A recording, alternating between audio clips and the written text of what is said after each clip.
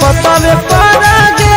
सोना लिखी हो हमर नामवा भोला से मांगी होंगे